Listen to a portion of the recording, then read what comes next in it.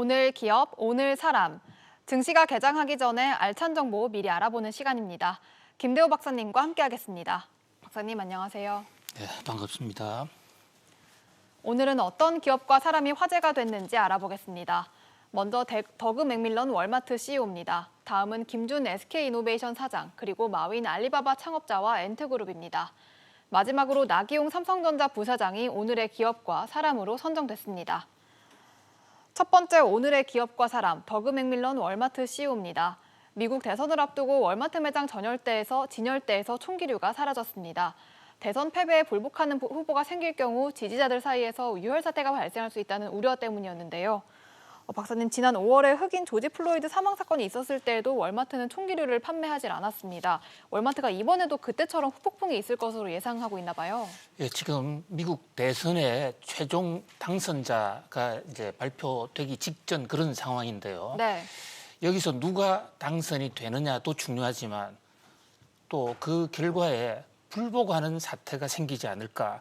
그게 지금 전 세계가 주목하고 있고 특히 뉴욕 증시에서는 매우 긴장하면서 전전긍긍하는 모습이에요. 네. 이 성복의 역사는 민주주의의 요체고 미국이 250년 동안 그 다민족 국가가 하나의 정체성을 갖고 이어져 왔던 것도 바로 성복의 문화 때문인데 지금 미국에서는 대선 후보 간에도 성복하지 못하는 그런 어떤 분위기가 좀 있는가 하면 지지자들, 국민들 중에서도 만약에 내가 원하지 않는 후보자가 당선이 되면 길거리로 나와서 총격을 가하겠다라는 이런 지금 지적, 이런 경고 문구들이 많이 뜨고 있거든요. 네. 그러다 보니까 지금 미국에서 총기를 가장 많이 파는 곳이 바로 월마트입니다.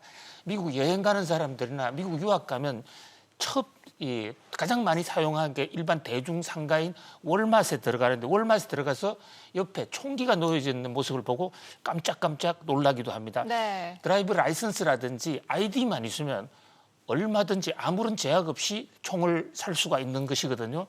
그런데 이번에 월마트가 대통령 선거를 앞두고 전국 5,000개 매장에 이 총기 판매 매대를 완전히 철거해 버렸습니다. 혹시 있을지도 모르는, 그러니까 월마트가 가장 우려하는 것은 총기가 사건이 터졌을 때 그 피해자들이나 또는 주위에 있는 사람들이 나도 총을 갖자 해서 아무 월마트나 들어가서 총기를 집어들게 되면 그야말로 시빌화라고 그러죠. 내전이 생길 수가 있는 것이죠. 네. 그런 면에서 월마트가 이런 결정을 내렸다는 것은 지금 그만큼 상황이 심각하고 월마트 입장에서는 이 총기를 팔아서 버는 돈이 상당합니다. 네. 그런데 개인적으로도 미국에 있는 사람들과 통화를 해보면 지금 대통령 선거를 전후해서 특히 선거 이후에 한 일주일간은 밖에 나가지 않아야 되겠다. 또는 총기를 갖고 집에 앉아서 만일의 사태에 대비해야 되겠다. 비상 음식 물량과 총기는 필수다. 이런 얘기가 나오고 있거든요.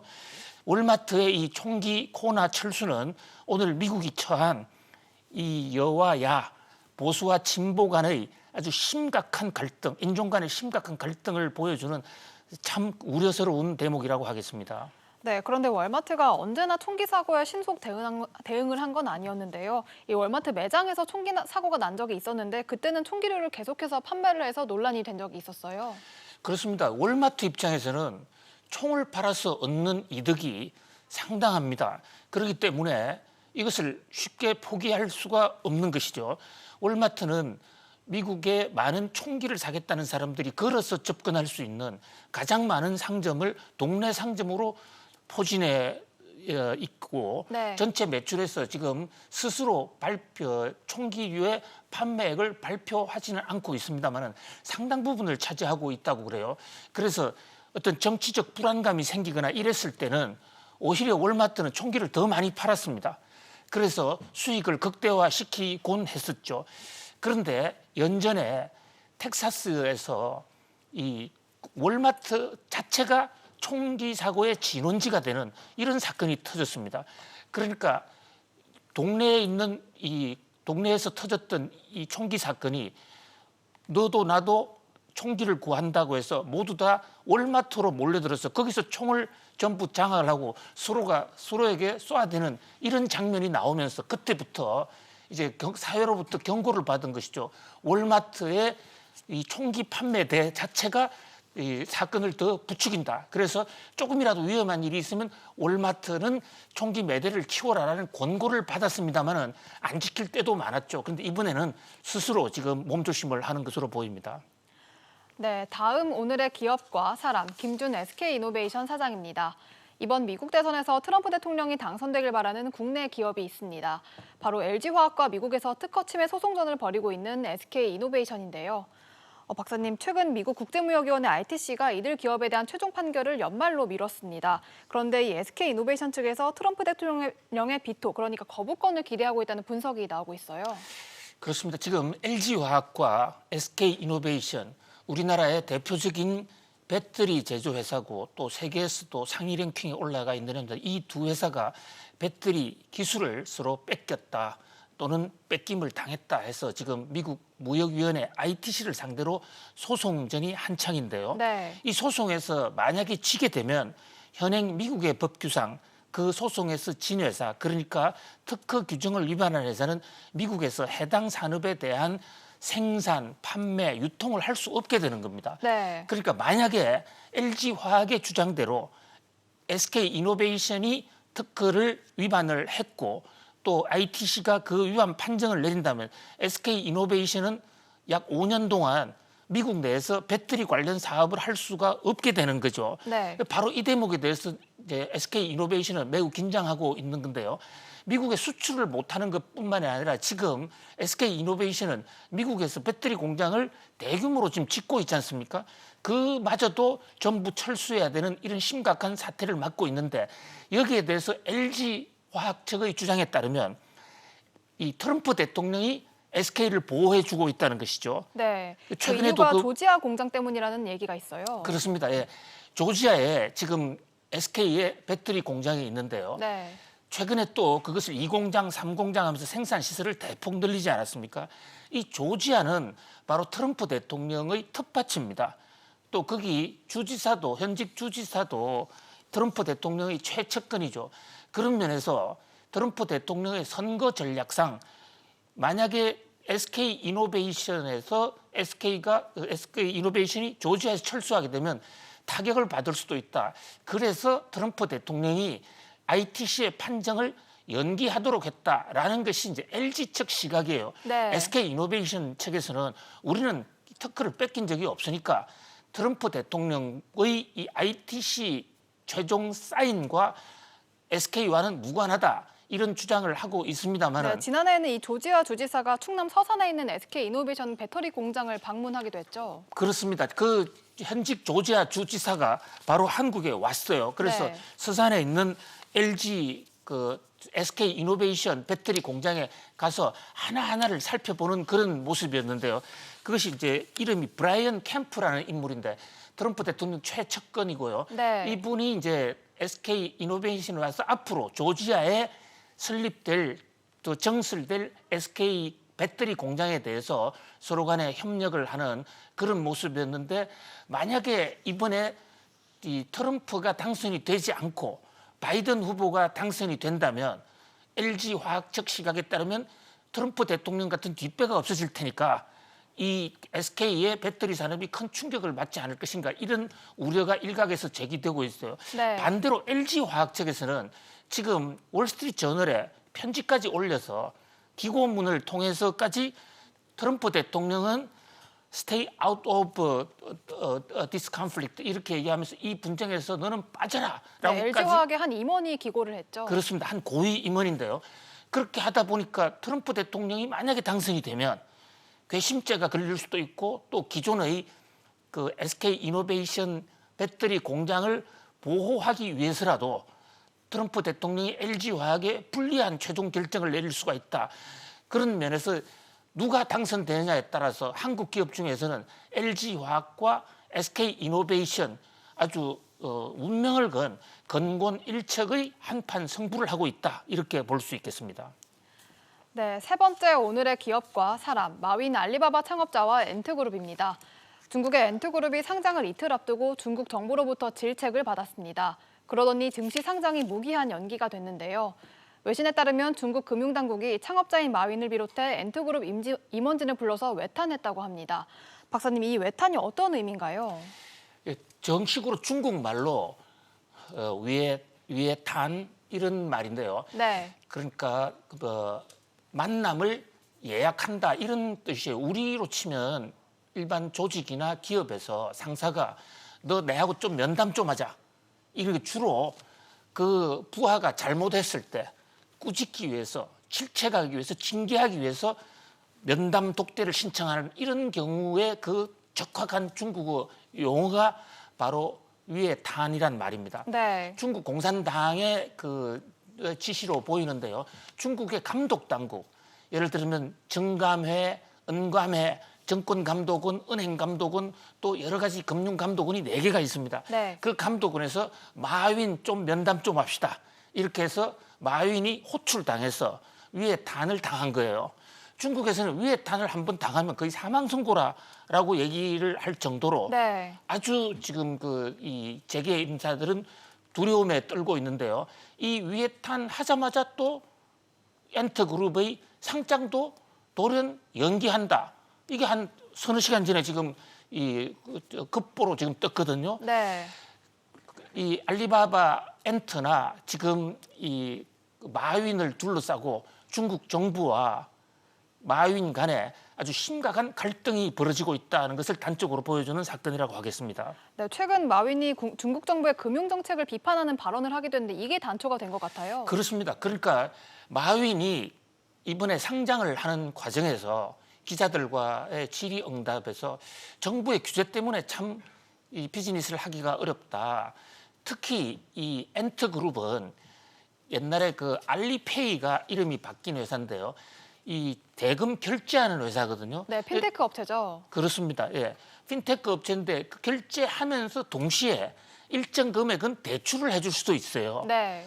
그런 기능인데 금융당국에서는 혹시 그것이 금융 불안정, 부실 사고로 연결될 수 있다 해서 일정 금액은 못 해준다 이런 규제를 많이 하고 있거든요. 네. 지금 그래픽에 나오고 있지만은 알리바바 주가가 지금 대폭락했지 않습니까? 그런 규제하고 있는 것에 대해서 이 마윈이 좀 불평을 좀 늘어놓았습니다. 중국 규제가 좀 너무 심하다. 앞으로 중국도 이제는 이 금융산업 발전이나 재계 발전을 위해서 규제보다는 육성책으로 시장 기능을 존중하는 방식으로 나아가야 된다라는 얘기를 했는데 이게 이제 공산당이나 중국 금융당국 고위 관계자의 심기를 아주 건드리게 됐고 특히 중국 공산당 입장에서는 이러한 마윈의 행태를 그대로 두실 때는 미국 물 좀 먹었다고 해가지고 큰 소리를 치는데 이를 그냥 좌시하면 중국의 기강이 흔들리겠다. 들어와 면담 좀 하자. 그러고 지금 이 상장 일정도 중단해. 지금 사건이 이렇게 돌아가고 있는 것으로 보입니다. 네, 박사님 그런데 엔트그룹을 보면 지금 상장이 미뤄지긴 했지만 우리나라처럼 공모주 열풍이 부는 것 같습니다. 지난달 29일 기준으로 보면 엔트그룹 일반 공모주 청약에 우리 돈으로 3천조 원이 넘는 규모가 몰렸다고 해요. 그렇습니다. 우리나라 1년 예산이 많이 늘었다 해도 지금 550조 내외인데 그거보다도 거의 7배, 8배 많은 3천조가 이 엔트그룹 개미 회사인 알리바바 자회사 상장에 지금 돈이 몰려들었어요. 네, 이게 독일이나 캐나다 주식시장 전체 시총보다 많은 규모라고 해요. 그렇습니다. 웬만한 나라에 이렇게 독일 증권 시장에 상장돼 있는 모든 주식을 현찰로 살 수 있는 그 돈 시가총액 규모보다도 알리바바 자회사인 엔터그룹에 공모주 사겠다고 몰려든 돈이 더 많다는 거죠. 네. 중국에서는 이 엔터그룹이 일반 증권 시장이 아닌 크창판이라는 곳에 상장을 했어요. 우리나라로는 코스닥과 좀 비슷한 것인데 완전히 네. 똑같다고는 볼 수 없어요. 중국의 크창판은 과학기술업체들이 많이 들어가지만은 거기에 상장한 기업을 주식을 거래하기 위해서는 주식 거래 자금이 상당히 많이 있어야 되고 거래 노하우도 있어야 되고 어느 정도 자금 여력이 있는 사람만 참여할 수 있는 것이거든요. 그 사람만을 대상으로 했는데도 이렇게 돈이 많이 몰려들었다. 이것은 아주 폭발적인 그 인기라고 볼 수 있고 그만큼 중국 기업인들 또 전 세계 기업인들의 관심이 많다라고 볼 수가 있는데 여기에 중국이 급제동을 거는 바람에 만약에 그 급제동을 건 내용 중에 하나가 공모하는 과정에서 알리바바가 뭐 잘못했다거나 거짓말을 했더라 이래 되면 공모 자체가 무효가 될 수도 있어요. 네. 대혼란이 지금 올 수도 있는 아주 일촉즉발의 그런 상황이라고 할 수 있겠습니다. 네, 마지막 오늘의 기업과 사람, 나기홍 삼성전자 부사장입니다. 이재용 삼성전자 부회장이 무노조 경영을 없애겠다고 언급한 지 6개월 만에 삼성전자의 노사가 만났습니다. 51년 만에 삼성의 무노조 경영이 막을 내린 건데요. 박사님, 어제 노사 간 만남에서 어떤 대화가 오갔나요? 예, 어저께 삼성 노조와 또 사측 대표, 노조 대표 이래서 삼성전자 역사 속에서 처음으로 노사 간의 공식 이 만남이 있었죠. 네. 여기서 일단 뭐 첫 번째로는 기본적으로 상견례 일단 처음 생기는 노사 간인 만큼 노조의 간부가 누구다 몇 면을 소개하고 또 회사 측 대표가 누구다를 소개하고 앞으로의 사업 일정을 짜는 구체적인 결정은 나오지 않았습니다마는 조만간 2차 모임을 17일경에 하기로 합의를 하고 1차 모임은 끝냈습니다. 네. 그러나 이 첫 번째 모임을 했다라는 이유만으로도 삼성은 그동안에 노조를 절대 할 수 없는 회사 또 노조를 하는 것을 얼마나 많이 방해를 해왔습니까? 네. 그 과정에서 많은 임원들이 방해 혐의로 노동법 위반으로 구속되기도 한 그런 어떤 무노조의 상징과 같은 회사였는데 거기서 첫 번째 모임을 했던 것만으로도 의미가 있고요. 또 그 회담을 해서 아직 합의가 되지 않았지만 삼성전자 측에서는 아주 선제적으로 노조 사무실을 먼저 내줬어요. 네. 그리고 또 노조 간부들에게 근무 시간은 전체 근무 시간에서 상쇄시키는 노조가 기본적으로 할 수 있는 그런 여건을 맞춰줬다. 그런 면에서 그 오랜 동안 무노조로 홍역을 겪어왔던 회사지만 이제는 완전히 노조 있는 정상회사로서의 거대한 한 걸음을 내디뎠다 이렇게 볼 수가 있겠습니다. 네, 이런 노조 인정을 실천으로 했는데 이 준법감시위원회가 이걸 어떻게 평가할지도 좀 주목을 받고 있어요. 그렇습니다.